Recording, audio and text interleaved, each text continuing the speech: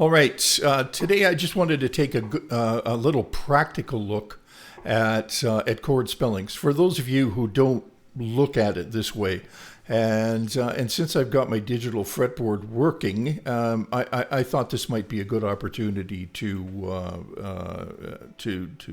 spread the news of spelling dominant chords. Okay, let's start with the inside 4 E7. Just the inside 4 strings.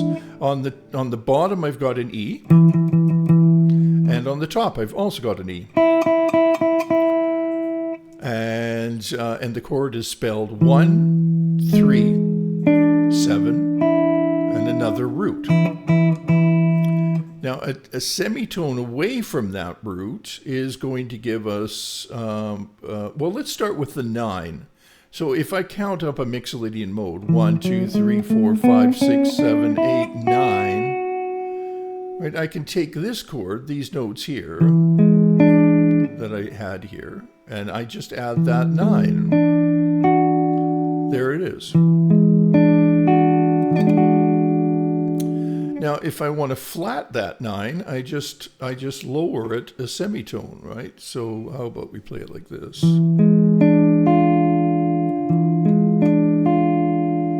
So there's a flat 9, here's a 9, and here's a raised 9.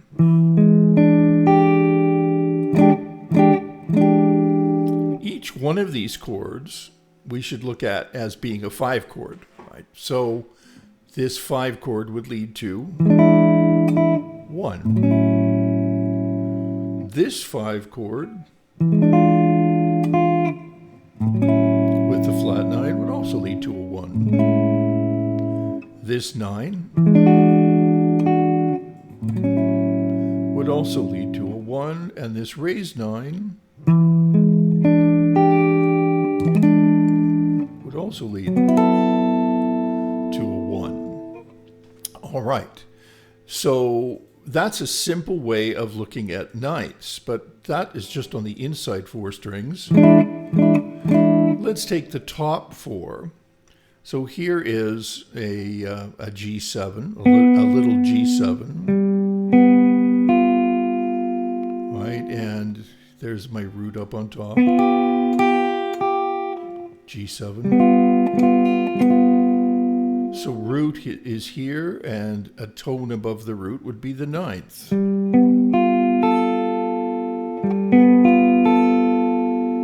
Now, if I want to flat the 9,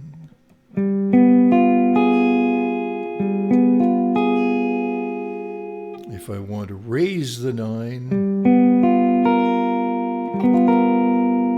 now this is a G7 chord. I have to consider it to be something, some function. So this would be a 5 chord leading to a 1. 5 chord leading to a 1. But the 5 with a flat 9 leading to. It's really pulling down, isn't it?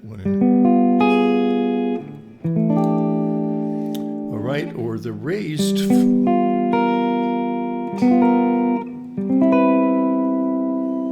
Right. Again, what you're doing is just spelling out the 9s, right? All right, now let's take a look at the root on 6th string. Here's 1, 3, 7, and here's the 9. If I go through the Mixolydian mode, let's play 1, 2, 3, 4, 5, 6, 7, 8, 9. There's the 9. Okay.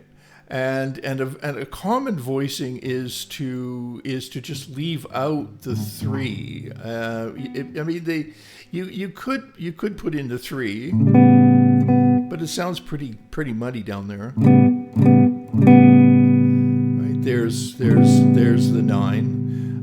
But you can also remove the 3, and here you'd have a root of 7, a 5, and a 9. Right? Or you could take out the root and put in the 3. That's the one I think is preferable, right? So there's my 9 again. And if we want to take the 9 and flat it, you can see that it's enharmonic with a diminished 7th chord. And if we want to take that 9 and raise it,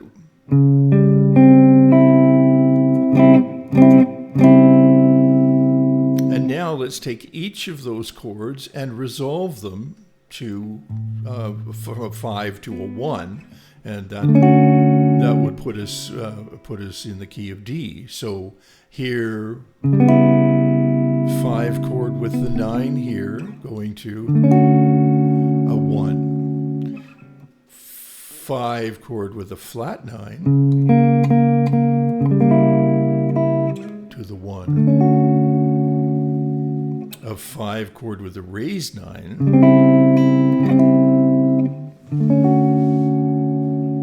So we have each functioning as a dominant chord in the key of D. So what we're looking at is just some alternatives and ways of thinking about the 7, the flat 9, the 9, and the raised 9 in the context of a key, and resolving to the 1 chord. If you want to be particularly clever about this, put a 2 chord, a related 2 chord before this, right? So let's say we were just in the key of D, we could do.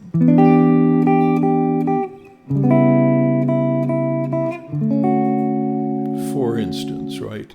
And just try the permutations and try them with related 2 chord, and work at those spellings.